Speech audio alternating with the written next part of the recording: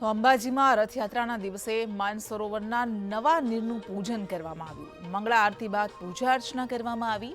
મંદિરના પૂજારી અને અધિકારીઓ કર્મચારીઓ પણ જોડાયા હતા। મહત્વનું છે કે ગ્રીષ્મ ઋતુ પૂર્ણ થયા બાદ અને ચોમાસાની ઋતુ શરૂ થયાના સમયમાં અંબાજી માનસરોવરમાં વરુણ દેવ અને ગંગા મૈયાનું પૂજન અર્ચન કરવામાં આવે છે।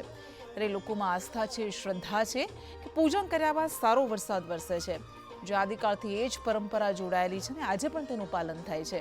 આજે પણ લોકો એ જ આસ્થા સાથે અહીં ભક્તિભાવ સાથે પૂજા અર્ચના કરતા જોવા મળે છે। આજે અષાઢ સુદ બીજ એટલે કે રથયાત્રાના દિવસે માતાજીની આરતી થયા બાદ માનસરોવરમાં ગંગાના સ્વરૂપ તથા વરુણદેવને પૂજા વિધિ કરવામાં આવે છે।